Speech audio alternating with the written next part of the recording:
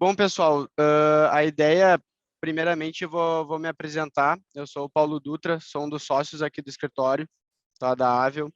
A ideia da live é justamente a gente poder trazer um pouco da área que a gente iniciou no ano passado, da assessoria patrimonial, junto com o Eduardo Monteiro, que é quem vai ser o personagem principal hoje, que vai tocar toda a apresentação, tá?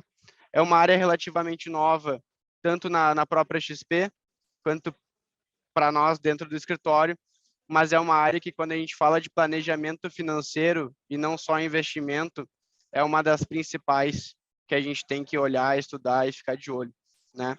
Então, bom, eu vou passar a bola agora para o Eduardo, só para comentar, então, a ideia é que qualquer dúvida que surja no meio da apresentação, fiquem 100% à vontade de mandar suas dúvidas no chat. O que eu conseguir ir tirando as dúvidas ali no próprio chat, eu vou estar enviando. E qualquer coisa, no final da apresentação, a gente vai poder tirar todas as dúvidas e deixar tudo bem claro para depois a gente avançar, de repente, para uma segunda etapa. Bom, Eduardo, a bola está contigo. Te apresenta aí para o pessoal, para os nossos clientes, e depois poder tocar a nossa apresentação. Beleza, obrigado, Paulo. Boa tarde a todos. Antes de mais nada, eu gostaria de agradecer, né, a disponibilidade de vocês de terem separado uns minutinhos para aceitar o nosso convite e participar dessa apresentação. Tá? Eu já estou com a apresentação sendo compartilhada. Se porventura alguém não está visualizando, alguém está com algum problema de escutar minha voz, pode sinalizar ao Paulo. Tá? Mas, a princípio, é para todos já estarem vendo a apresentação que a gente vai fazer.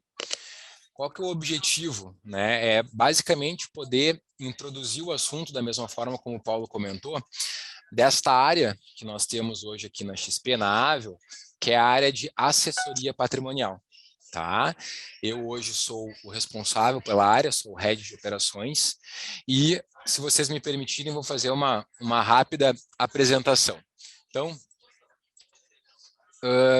Eduardo Monteiro, como o Paulo já mencionou, tenho 36 anos, tenho formação acadêmica em administração de empresas pela Escola Superior de Propaganda e Marketing aqui de Porto Alegre, Rio Grande do Sul. Né? Tenho pós-graduação em Finanças Corporativas pela FGV, um MBA realizado em Gestão de Vendas e Relacionamento também pela minha escola SPM, e eu acabei depois de um tempo fazendo algumas especializações focadas mais para a parte de direito sucessório. Né? Então, eu hoje já trabalho especificamente nesse assunto que nós vamos tratar hoje há praticamente 10 anos, nos últimos 10 anos. Tá? E o que é o legal? Né? A gente poder justamente apresentar uma área que foi criada, que foi demandada por vocês, nossos clientes. Né? Então, a gente acabou podendo identificar um potencial muito legal para que a gente pudesse agregar valor ao planejamento de vocês. Né? Então, hoje, aqui na Avel, nós temos uma premissa muito básica. A nossa estratégia metodológica consiste em quê? Em ter vocês, nosso cliente, como núcleo do planejamento financeiro. Ok? Então, o cliente é o nosso núcleo, é o nosso core. E a Avel acaba disponibilizando uma série de áreas. Cada área tem os seus respectivos especialistas, e o intuito é justamente poder fazer com que o assessor de investimentos tenha o discernimento e possa acessar essas pessoas, e essas pessoas vão poder trazer uma opinião um pouco mais precisa, mais concreta, mais profunda, e aí com isso vocês possam agregar o planejamento de vocês. Então, uma dessas áreas que nós disponibilizamos para o nosso cliente é a área da proteção da patrimonial, é a área da assessoria patrimonial, que é o que nós vamos conversar hoje, ok?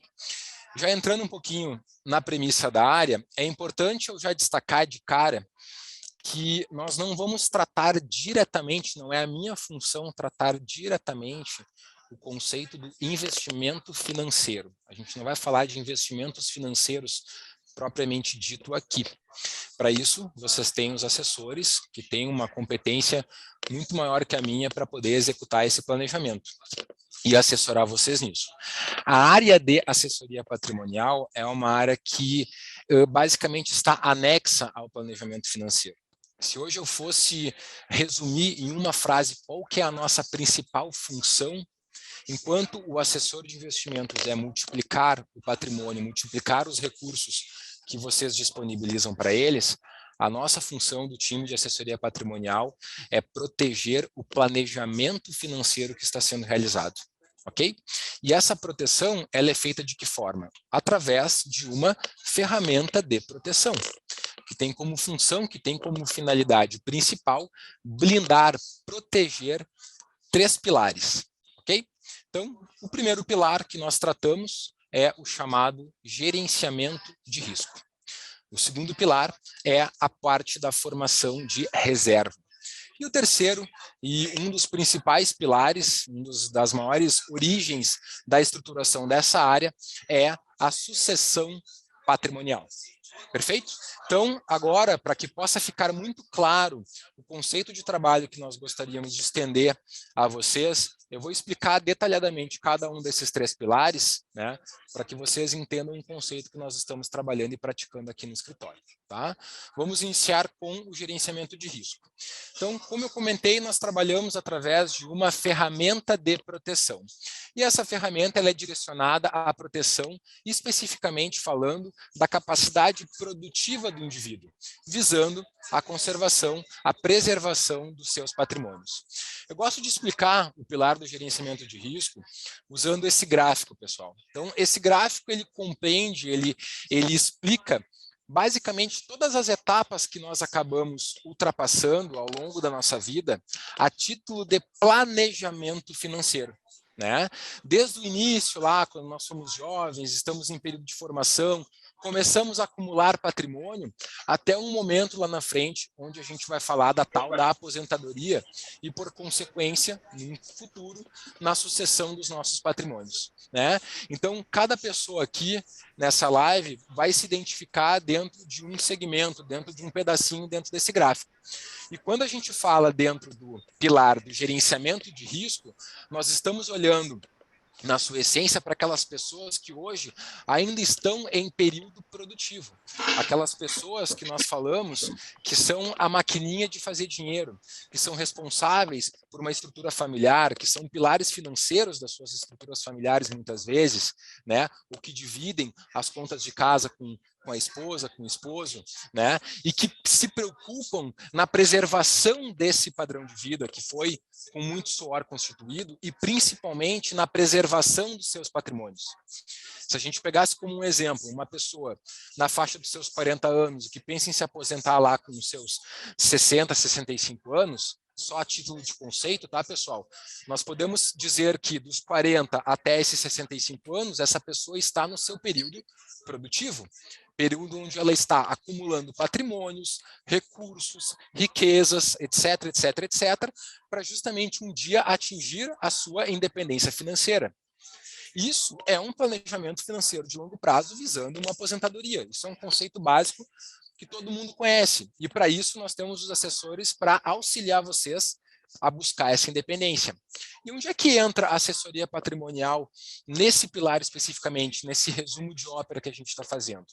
Nós somos a área que vai proteger a execução desse planejamento financeiro. Então, a minha função aqui na assessoria patrimonial é justamente utilizar as ferramentas de proteção para que elas terceirizem esse risco, ou seja, nós blindamos o período produtivo de vocês de problemas econômicos que podem ser originados pelas mais diversas situações de vida. Situações estas, pessoal, que se acontecerem, se ocorrerem, vão ocasionar uma perda da capacidade produtiva, consequentemente, talvez impactando numa geração de receita. Se isso acontecer, muito provavelmente a gente vai ter um desequilíbrio financeiro. Isso pode ocasionar talvez a gente ter que sacrificar um padrão de vida, né? Ter que baixar muita coisa, ter que cortar muita coisa, ou então, como consequência, na tal da dilapidação patrimonial. Né? A gente vai ter que recorrer a patrimônios que nós estamos acumulando para atingir essa independência lá na frente, agora. Só que aí é um raciocínio lógico. Se nós dilapidarmos o nosso patrimônio de maneira precoce, talvez a gente vai sacrificar a nossa linha de chegada lá na frente. Creio que vocês concordam. Talvez a pessoa que tem um planejamento de se aposentar com 60 anos, ela vai ter que estender mais 3, 4, 5, 10 anos Por quê? Porque ela dilapidou os patrimônios que ela usufruiria lá atrás. Então, a gente faz o quê? Utilizamos a ferramenta de proteção para que ela dê os recursos financeiros para que o indivíduo evite sacrificar o seu padrão de vida e evite dilapidar os seus patrimônios. Então, a gente faz o que nós chamamos da blindagem patrimonial. Então, o pilar do gerenciamento de risco, ele vai estar focado no indivíduo, no profissional produtivo, na maquininha de fazer dinheiro, como eu gosto de falar. Ok? Se vocês tiverem alguma dúvida sobre esse pilar especificamente, eu peço que vocês já sinalizem no chat para o Paulo e que, se ele não conseguir responder ao final da minha apresentação, eu já vou fazer questão de responder todas as dúvidas. Então, esse seria o primeiro pilar que compende o conceito de trabalho que nós estamos aplicando na assessoria patrimonial. O segundo pilar é a formação de reserva. E aí muitos talvez estejam se perguntando, poxa, Eduardo, mas tu disse que nós não vamos tratar sobre investimento financeiro. E é verdade, nós não vamos. Isso é a função do assessor de investimentos. Só que esta ferramenta de proteção que nós utilizamos aqui na XP, ela é tão versátil que ela acaba também podendo se transformar num ativo financeiro de formação de reserva. Explico. Normalmente, aqui no Brasil, as ferramentas de proteção mais tradicionais que nós temos aqui do nosso mercado brasileiro, elas são ferramentas mais simples, onde os valores que a gente acaba colocando para nos proteger, para proteger nossos patrimônios, enfim, né, se porventura lá na frente a gente resolve não necessitar mais dela, os valores que foram colocados, aportados, eles vão fora, basicamente, né?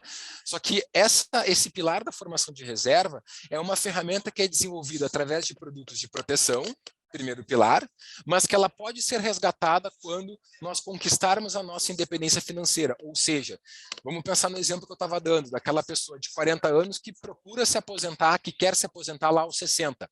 Então, tem um período produtivo de 20 anos. Lembrem, a nossa função é proteger a execução desse planejamento financeiro. Se essa pessoa faz essa ferramenta para proteger esses próximos 20 anos, e daqui a 20 anos, agora ela está com 60 anos, ela atingiu a finalidade da sua independência, bom, a ferramenta já cumpriu a sua finalidade, talvez ela não seja mais necessária. Então, o que essa pessoa pode fazer? Ela pode cancelar a ferramenta, porque, obviamente, a finalidade já foi cumprida, e os valores que foram aportados com o passar dos anos nela, para proteger a sua estrutura familiar, proteger os seus patrimônios, eles podem ser resgatados com correção. Então, essa ferramenta, ela sai da função de proteger e assume um papel de ativo financeiro que vai complementar todos os outros investimentos que estão sendo feitos em paralelo com o assessor de investimentos.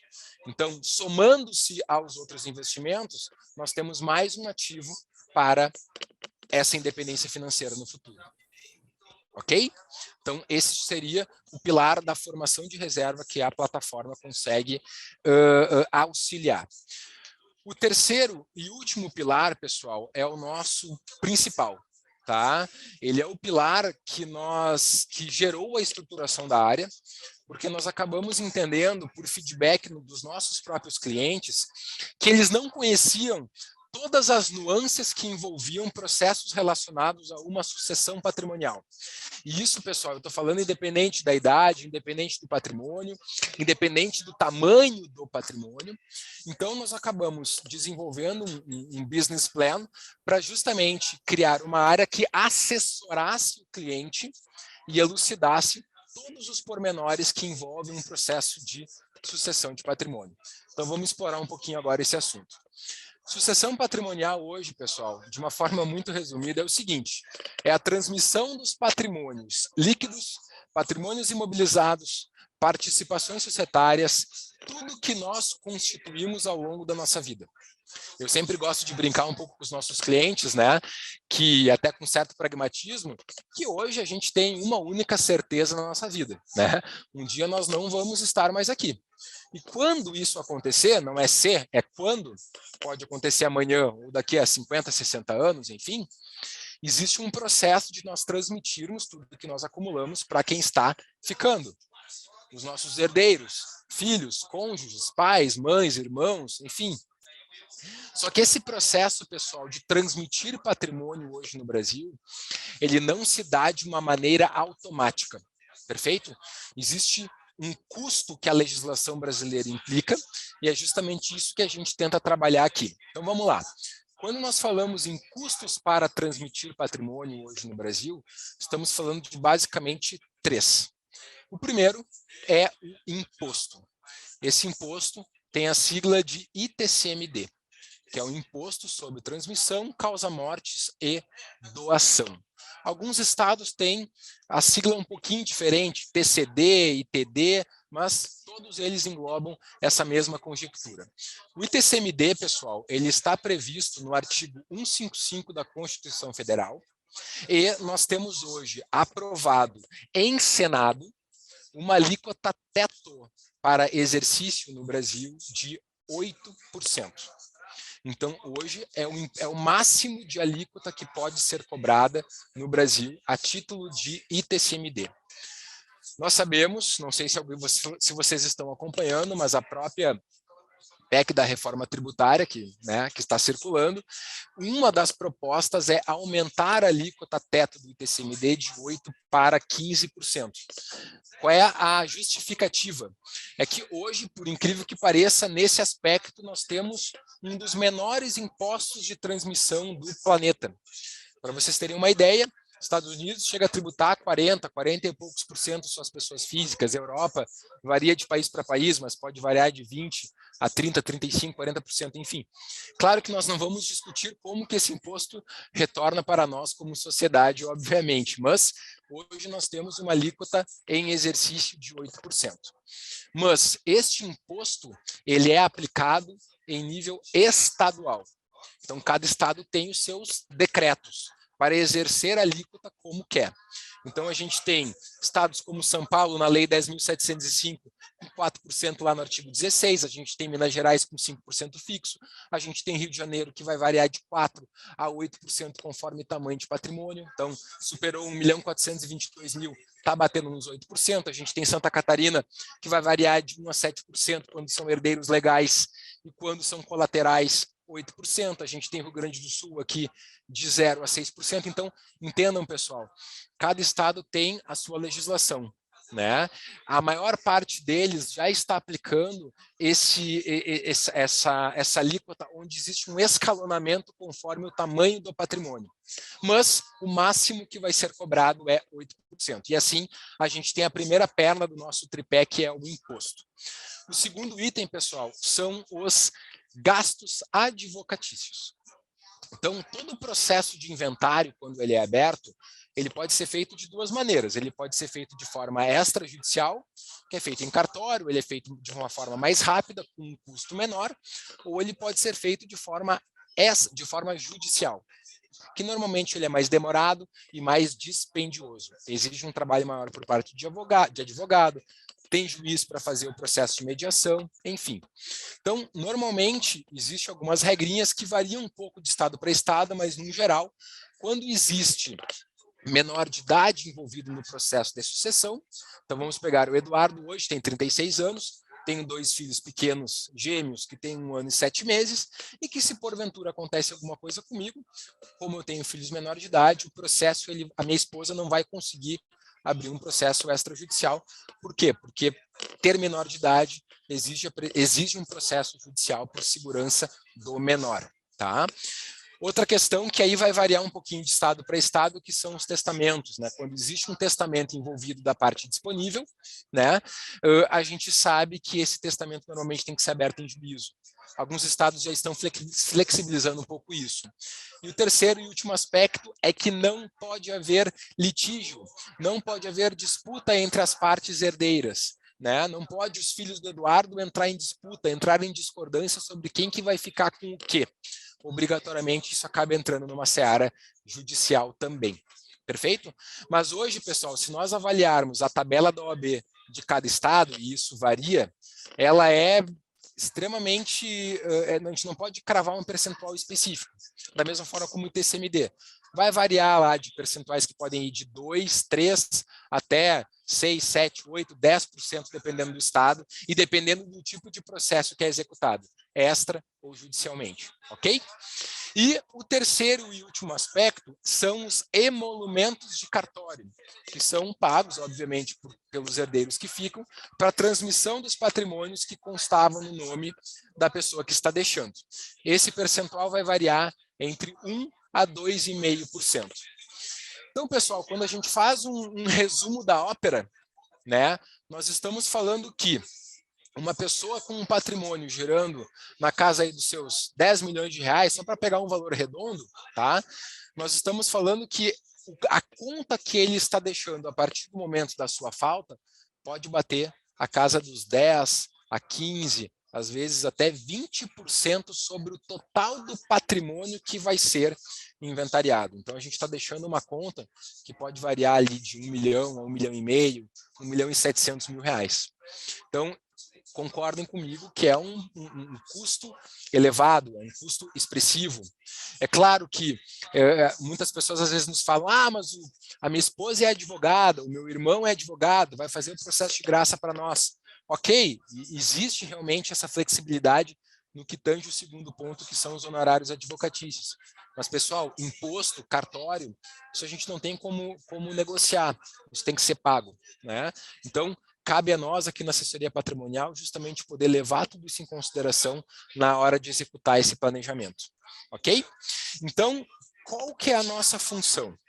Bom, nós na assessoria patrimonial, nós temos a seguinte premissa: fazer um trabalho onde nós realizamos um levantamento quantitativo dos nossos clientes, perfeito? Então, o que a gente vai fazer? Nós vamos tirar uma fotografia financeira de vocês hoje, porque, claro, daqui a 5 anos, 10 anos, 15 anos, eu não sei se a gente nem vai estar aqui, né? Então, nós tiramos uma fotografia financeira do cliente hoje, fazendo um levantamento quantitativo dos seus patrimônios, tudo que a pessoa tem no seu nome, perfeito? E qual que é a função desse estudo que nós elaboramos? Responder a seguinte pergunta: bom, aconteceu alguma coisa com o Paulo amanhã, com o Eduardo amanhã, ou daqui a 1 ano, daqui a 10 anos. Se o meu patrimônio não se alterar, qual que é o tamanho do problema que eu estou deixando para os meus herdeiros? Qual que é o tamanho da conta da minha sucessão patrimonial? Então, nós conseguimos apresentar este número, que é o problema. Nós levantamos um problema. E, claro, mediante a identificação desse problema, nós procuramos auxiliar o cliente numa solução. Hoje, pessoal, quando nós falamos em sucessão patrimonial, nós sabemos que no Brasil nós temos algumas ferramentas disponíveis para este processo. Hoje, basicamente, as 5 ferramentas mais utilizadas são os produtos de proteção vitalícia, as holdings familiares, as previdências, os testamentos e as doações em vida. Vamos dar uma pinceladinha em cada um desses instrumentos, tá? Não é o meu intuito aqui, não é o foco hoje, nós nos aprofundarmos nessas ferramentas. Aí, com isso, caso vocês tenham interesse de seguir com esse estudo, a gente pode fazer isso de forma individual, ok? Mas vamos falar um pouquinho. A holding familiar, vamos pular o produto de proteção vitalícia. A holding familiar hoje é um instrumento que muitas pessoas conhecem e até está um pouco, eu brinco que está um pouco na moda fazer holding, né? E a gente percebe que tem muitas pessoas montando holding sem a necessidade de ter uma holding. Sim, a holding é um instrumento de sucessão patrimonial, ela auxilia em minimizar esse impacto tributário, esse impacto financeiro que a gente vai deixar para os nossos herdeiros, mas a gente tem que ter alguns cuidados, porque colocar patrimônio para dentro de uma pessoa jurídica vai depender do tipo de patrimônio que nós estamos querendo fazer isso. Por quê? Porque isso pode influenciar muito na tributação que vai ser gerada em cima desse patrimônio. Então, quando a gente fala de patrimônios imobilizados, geradores de renda, faz bastante sentido porque a gente acaba tendo uma flexibilização de taxas de imposto melhor. Ao invés da gente tributar cerca de 27,5% numa pessoa física recebíveis de um aluguel, por exemplo, a gente chega a tributar 11% dentro de uma pessoa jurídica. Agora, quando a gente fala em patrimônios financeiros, colocar uma aplicação financeira que está no nosso nome, aí já tem um caminho um pouco inverso. porque enquanto a gente chega a tributar cerca de 15% na nossa pessoa física, nós chegamos a ser tributado até 34% numa pessoa jurídica. Então, a gente tem que ter alguns cuidados na hora de montar e estruturar uma holding, até porque tem outro aspecto. Vamos pensar novamente lá, vamos pegar eu como exemplo, o Eduardo com seus 2 filhos pequenos, né? E mais a minha esposa. Se hoje eu tenho um patrimônio de 10 milhões de reais e eu quero colocar esse patrimônio para dentro de uma PJ e colocar os meus filhos como sócios dessa PJ, claro, se eu quero dar, por exemplo, 10% para cada um dos filhos, eu vou ficar com os outros 80%, né? Então, esses 10%, esses 1 milhão de reais de cada um dos filhos, eles não têm 1 milhão de reais para integralizar no capital social do negócio, da empresa. Então, eu tenho que fazer essa integralização de capital social para eles. Como é que a gente faz isso? Como é que o meu filho vai dar entrada no seu imposto de renda de cotas de 1 milhão de reais? Tem que fazer isso através de uma doação. E a doação paga-se imposto também. Então, o pai ou a mãe, enfim, que está estruturando a holding, colocando, integralizando os seus patrimônios dentro da pessoa jurídica, precisa muitas vezes fazer essa integralização da cota societária por doação, e isso gera pagamento de imposto. Segundo ponto é que as cotas societárias, elas também acabam entrando dentro de um processo de inventário. Então, as nossas cotas societárias, a nossa participação dentro do negócio, ainda vai precisar ser inventariado, né? E aí a gente entra toda naquela nuance que nós estávamos falando anteriormente. Mas nós minimizamos o impacto financeiro e tributário com uma holding familiar, uma holding patrimonial. Sim, é um instrumento muito utilizado e cada vez mais utilizado, ok? Quando a gente fala, por exemplo, dos testamentos, né? Testamento é um instrumento que não é muito utilizado aqui no Brasil, mas ele é um instrumento de direção patrimonial.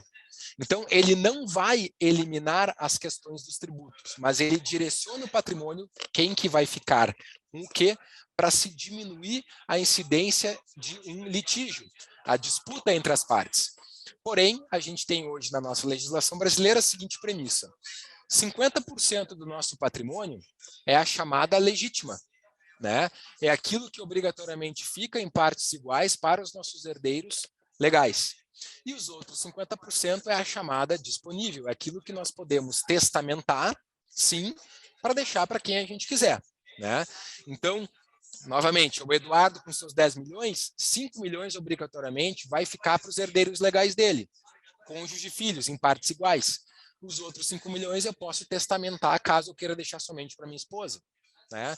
Claro que também entra uma outra nuance aí, que são os regimes de casamento, né?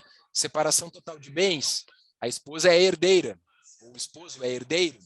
Quando é comunhão parcial de bens, todos os patrimônios adquiridos pós-casamento de forma onerosa são são dos dois. Então, a esposa ou o esposo entra num processo de meação, ela é meeira, né? Comunhão universal de bens, comunica todos os patrimônios, esposo ou esposa é meeiro do outro, e o restante do patrimônio é para os herdeiros legais. Então, todas essas questões precisam ser levantadas quando nós fazemos essa fotografia financeira do cliente. A gente faz todo esse levantamento para conseguir justamente elaborar um estudo que case com a necessidade desse nosso cliente, ok? Então, aí nós temos o testamento, que não vai eliminar a questão financeira, mas ele ajuda na questão do direcionamento. Nós temos também as doações em vida. Hoje eu posso, Eduardo, doar patrimônios meus em vida para os meus filhos, para minha esposa, só que é uma doação e dependendo do tamanho do patrimônio, né, vai ter que pagar o ITCMD. Imposto sobre transmissão causa mortes, falta e doação em vida. Perfeito? Então também vai ter a incidência de imposto em cima disso. Mas sim, é uma forma de nós passarmos e transmitirmos patrimônio. Nós temos as previdências privadas, que é um instrumento também bastante utilizado, porque ele é um facilitador na hora de ser recebido pelos nossos herdeiros. Os cuidados que a gente precisa observar é se a pessoa tem recursos financeiros em PGBL ou VGBL. PGBL tem um caráter mais financeiro, né? Então tem muitos estados que estão tributando na hora da causa-mortes, né? Existe uma discussão ainda e algumas jurisprudências que estão dando de causa para um lado ou para o outro. Quando é VGBL, tem um caráter um pouco mais securitário, então ele é um pouco mais protegido nesse quesito de sucessão. E nós temos as ferramentas dos produtos de proteção vitalícia, que é uma ferramenta não tão conhecida no nosso mercado brasileiro, mas muito utilizada há mais de 100 anos lá fora, e que hoje é uma das ferramentas mais baratas no que consiste a transmissão do nosso patrimônio. Por quê? O produto de proteção vitalícia, né, o chamado seguro vitalício, ele é muito diferente desses seguros tradicionais que nós temos aqui do nosso mercado brasileiro, esses seguros mais de banco, né? Principalmente por quê? Porque ele é um seguro que, na sua essência, desde o momento em que o cliente adquire, ele é em contrato do cliente para sempre. Não existe nenhum risco do cliente perder, mesmo que ele tenha alterações de saúde com o passar dos anos, né? E ele é um produto onde existe um período de aporte pré-estabelecido no momento da contratação, e esse cliente não precisa ficar aportando nesse seguro para sempre, que nem acontece com os seguros tradicionais. E a grande cereja do bolo é que esse produto de proteção ele pode ser, no longo prazo, caso seja cancelado, resgatado. Perfeito? Então, qual que é a grande vantagem do produto de proteção vitalícia? É que ele é a única ferramenta financeira que hoje nós temos no mercado brasileiro que é isenta de qualquer tipo de tributação. Então, o ato do recebimento, que pode ser em D+1 do cliente, não tem carência, né? E aí entra naquela premissa que a gente não sabe quando que pode acontecer alguma coisa com a gente, tá? O ato do cliente, no caso dos herdeiros, receber este produto, receber este capital segurado, isenta qualquer tipo de desconto. Isento de imposto de renda, não tem taxa de administração, não tem taxa de carregamento, não tem tarifa, não tem TCMD, não tem cartório, não tem advogado, não tem nada. Então, ele é um recurso financeiro, é uma ferramenta que vende liquidez. Ela entrega liquidez para os herdeiros, num prazo médio de 3 a 4 dias úteis. Então, com isso, como é que a gente usa essa ferramenta? Fizemos lá o levantamento quantitativo do indivíduo, 10 milhões de patrimônio. O inventário, a sucessão desse cara vai ser de R$1 milhão, 10% sobre o patrimônio. Utilizamos essa ferramenta de proteção para entregar para os herdeiros um cheque de R$1 milhão no momento da falta do Eduardo, para que essa liquidez isenta de tributação possa ser utilizada para inventariar os patrimônios, esse patrimônio de 10 milhões, sem precisar realizar nenhum tipo de dilapidação patrimonial. Então, é uma forma rápida que nós encontramos para não só acelerar o processo de sucessão, mas principalmente deixar ele muito mais barato. Porque nós não precisamos aportar R$1 milhão para entregar R$1 milhão. Essa é uma grande vantagem da ferramenta. A alavancagem financeira, mas principalmente a vantagem de nós comprarmos um patrimônio que é vitalício e que um dia todos nós vamos acabar recebendo, né, com um custo muito menor diluído nesse prazo de aporte que a ferramenta exige. Então, pessoal, entenda que a nossa função aqui na assessoria patrimonial, identificando o perfil do nosso cliente, é justamente fazer o quê? Mapeamos o patrimônio, ok. Identificamos o problema, ok. Vamos agora tentar pensar dentro dessas ferramentas aquela que vai se adequar melhor ao perfil do nosso cliente, ou aquelas, porque daqui a pouco uma ferramenta pode ser complementar da outra. Perfeito? Então, pessoal, resumindo um pouco desse nosso bate-papo, é justamente explicar o conceito de trabalho que nós estamos aplicando aqui na assessoria patrimonial. Então, 3 pilares: gerenciamento de risco focado em proteger a capacidade produtiva do cliente, proteger a sua estrutura familiar, proteger a sua estrutura patrimonial, perfeito? Formação de reserva por ter produtos que vão ser, obviamente, passíveis de se transformar num ativo financeiro no futuro, e identificar o cliente nos quesitos da sua sucessão patrimonial, né? Ser pragmático nesse assunto, sabendo que todos nós vamos passar por isso em algum momento, e poder planejar isso de uma maneira mais concreta, com mais calma, porque fazendo esse planejamento a gente consegue fazer isso de uma maneira muito mais rápida e mais barata. Entendido, pessoal? Então, fica aqui o meu convite, tá? Para que vocês possam buscar fazer um contato com o seu assessor, né? Eles com certeza também vão fazer um contato com vocês possivelmente hoje ou amanhã, né, para que a gente possa justamente elaborar esse estudo com os interessados, por favor, totalmente sem compromisso, tá? Então, fazer esse levantamento quantitativo das necessidades de vocês, tirar a fotografia financeira e depois combinar um segundo encontro, aí particular, para que a gente possa apresentar esse estudo, apresentar esse problema e principalmente apresentar uma solução para este problema. Perfeito, pessoal? Então, essa era a mensagem que eu gostaria de passar para vocês hoje. Tá? Eu quero, mais uma vez, agradecer a disponibilidade e o interesse de todos. Tá? E agora eu vou ficar disponível aqui para poder retirar algumas dúvidas, responder algumas perguntas, mas como eu comentei no início da nossa conversa, a minha ideia hoje era dar uma visão macro do que faz a assessoria patrimonial e eu espero ter conseguido transmitir essa mensagem. Perfeito? Eduardo, excelente apresentação, acho que ficou bem claro como é que funciona hoje o teu trabalho aqui dentro do escritório e como ajuda principalmente o dia a dia aqui do assessor. Realmente essa é uma demanda que foi criada por muitos clientes, principalmente esse último pilar, o pilar da sucessão patrimonial. Então, como o Eduardo comentou, né, de repente amanhã, no decorrer da semana, entre em contato com o seu assessor para poder marcar um encontro particular, né, cada um vai ter o seu encontro com os nossos especialistas, que possam, além de tirar as dúvidas hoje, mas poder tirar mais dúvidas, né, e depois partir para um plano de execução, para a gente poder mostrar esse planejamento e poder tirar na prática também como é que funciona. Eduardo, a gente tem algumas dúvidas aqui no chat, tá? Eu vou começar por uma que não foi respondida, que é uma dúvida do Marcelo, tá? Do Perfeito. Marcelo Crivellari. Ele pergunta o seguinte: Prudential é um bom plano para a sucessão patrimonial?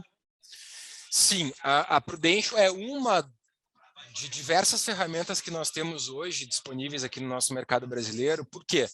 Porque a ferramenta trabalha a Prudential trabalha com o conceito do seguro vitalício, né? E quando o erro é que muitas pessoas acabam às vezes contratando o Prudential, e a gente vê bastante isso, com o viés do investimento financeiro. Não é esse o princípio, né? O princípio é justamente utilizar a ferramenta a título de sucessão patrimonial. Por quê? Porque ela está compreendida junto à SUSEP, o Banco Central Brasileiro, como um seguro. Então, tem caráter indenizatório, tendo caráter indenizatório, é isento de qualquer tipo de tributação. A questão é identificar se o capital segurado que essa pessoa tem hoje, se é que ela tem contratado um seguro com a Prudential, se está compreendendo toda a sua necessidade patrimonial. Isso é uma coisa que também a gente pode fazer nesse estudo. Pô, Eduardo, eu já tenho algumas ferramentas já estruturadas de proteção. Legal, legal, que bom que você já tem essa iniciativa. Vamos então entender o que tu já tem contratado, casar com a tua fotografia financeira atual para ver se está sendo bem atendido e a gente poder dar uma opinião crítica, né, como especialista, se a pessoa está sendo bem atendida ou se a gente pode daqui a pouco complementar com alguma coisa. Perfeito, Eduardo. Então, Marcelo, qualquer dúvida, contate o assessor, a gente pode marcar uma reunião junto do Eduardo ou os outros especialistas para, enfim, se você já possui um plano, a gente poder te ajudar a avaliar, né? E caso não possua, a gente vai poder te ajudar a montar o que faz mais sentido para ti. A gente tem mais uma pergunta aqui do Renato Moreira, tá? E tem mais algumas outras que a gente pode também tirar, mas o Renato diz o seguinte: uma pessoa com 75 anos e alguns perrengues, tem como fazer um seguro de proteção vitalícia? Não seria como segurar um barraco pegando fogo? Boa, Renato, gostei da analogia. Então, vamos lá. Hoje, quando a gente fala nos seguros de proteção vitalícia, nós temos uma idade máxima de contratação, curiosamente, com 75 anos, tá? Então, normalmente as seguradoras que nós trabalhamos aqui no Brasil, que são as, diga-se de passagem, as 3 maiores do planeta hoje, né? Elas permitem a entrada de 14 até os seus 75 anos. Os perrengues que tu está comentando aí, Renato, a gente vai ter que conversar no íntimo, né? E tentar entender que perrengues são esses, tá? Obviamente, dependendo do tipo de condição de saúde, isso pode ser um impeditivo, mas posso garantir para vocês que a gente já conseguiu fazer seguros vitalícios com pessoas que já tiveram diagnósticos de câncer, já passaram por tratamento, tem problemas cardiológicos, diabetes. Então, assim, realmente a gente tem que entender no individual, né, cada um, a situação de saúde de cada um, para poder te responder com mais precisão essa pergunta. Mas esse cenário que tu está me trazendo aqui, 75 anos, pode, é possível, perrengues, aí a gente vai ter que analisar com um pouquinho mais de calma. Perfeito. Bom, e pelo que eu estou vendo no chat, a gente tem uma última pergunta aqui do Luiz Fernando, que pergunta qual que é a principal vantagem de criar uma holding familiar. Vai depender, tá, Fernando? Porque realmente, assim, ó, a vantagem da holding familiar, como eu disse, vamos imaginar que tu tenha lá um patrimônio de 20 milhões de reais. 10 milhões é patrimônio financeiro e 10 milhões são 10 imóveis que tem todos eles geradores de renda, de aluguel. Então, como eu disse, esses recebíveis que tu está tendo pode ser daqui a pouco interessante, a gente tem que analisar com calma, tá? Mas pode ser interessante porque tributariamente tu vai ter uma vantagem fiscal por colocar esse patrimônio dentro de uma pessoa jurídica, tá? Agora, comentei, talvez esses outros 10 milhões do teu financeiro, não. Então, tem que fazer a fotografia financeira e a gente poder identificar essa necessidade. Mas, assim, no patrimônio imobilizado gerador de renda, existe sim uma vantagem financeira e tributária para isso, ok? Não sei se eu respondi a tua pergunta, se não, tu pode mandar novamente no chat. Eu vi aqui um comentário, alguém perguntando, aqui ó, a Vitória perguntando qual é o custo desse estudo. Zero, tá, Vitória? É um convite que nós fazemos para ti, nossa cliente, para vocês, nossos clientes, da elaboração desse estudo, levantar quantitativamente a necessidade, apresentar esse estudo, e aí tu vai conhecer, vai ver os valores efetivamente do que tu teria que fazer e tu vai decidir, olha, vale a pena eu agregar no meu planejamento financeiro ou não. Mas a elaboração desse estudo é totalmente sem compromisso, ok? Perfeito. O Claudinei pergunta qual seria a idade ideal para contratar um seguro. E se eu for responder, Claudinei, quanto mais cedo, melhor. Né? O principal ponto disso é porque quanto mais cedo, quanto mais novo, mais barato é, né? Para aquela tua necessidade específica.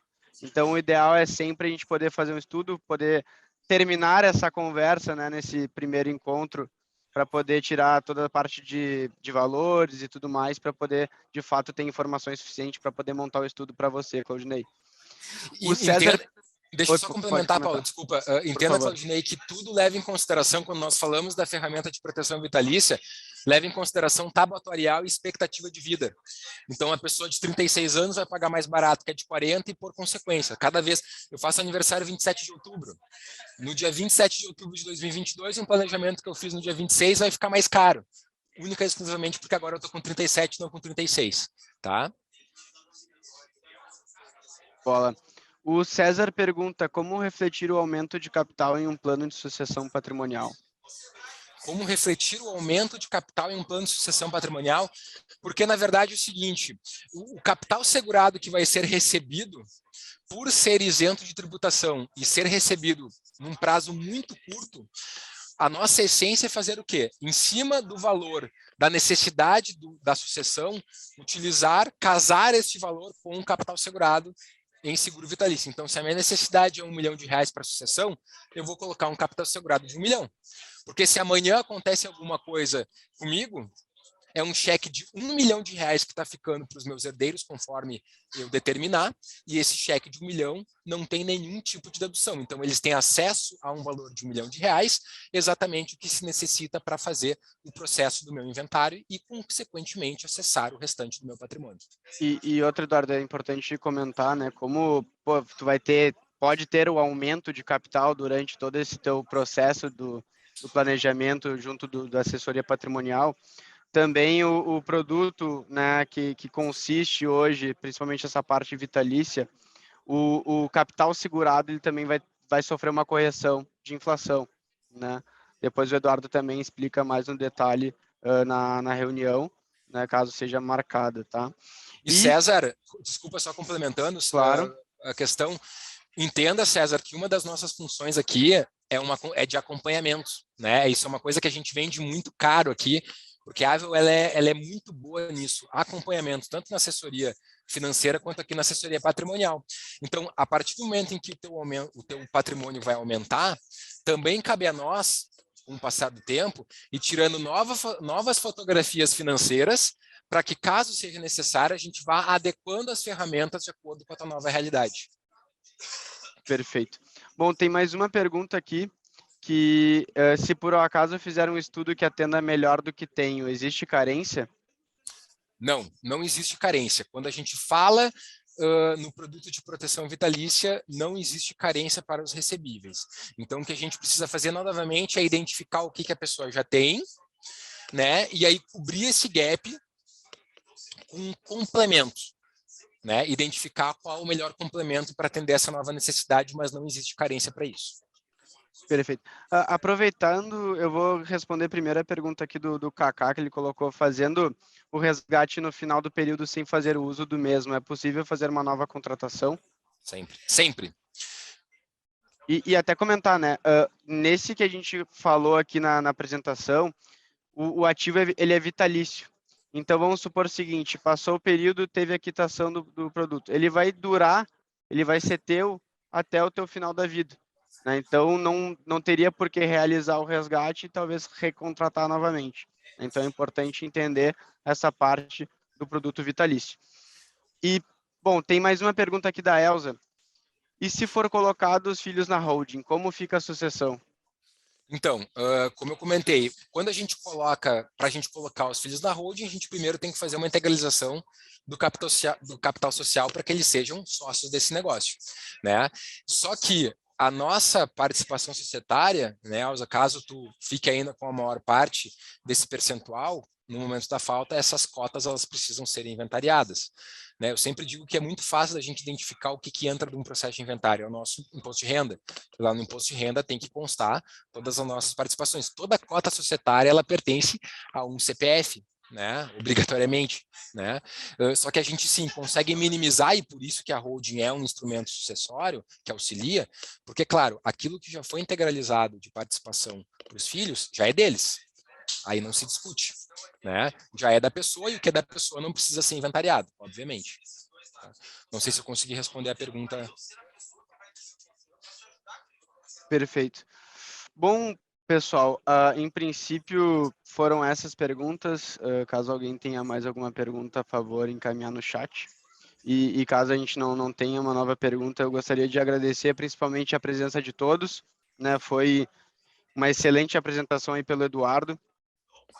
Reforçando o convite, né, novamente, entre em contato com o seu assessor, marque um horário na agenda junto do Eduardo, a gente tem o restante do time de especialistas, o Rodrigo, o Thomas, né, para a gente poder conversar, poder coletar essas informações a quem se interessou e assim poder partir para uma segunda reunião para apresentar de fato como que funciona na prática, né, esse produto, tá?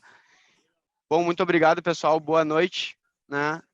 Todo mundo aí, cuidar com esse calor aí que está rondando o nosso Brasil, em todos os estados, né? Ficamos à disposição, qualquer coisa, mandar qualquer dúvida para o seu assessor. Eu acho que tem mais uma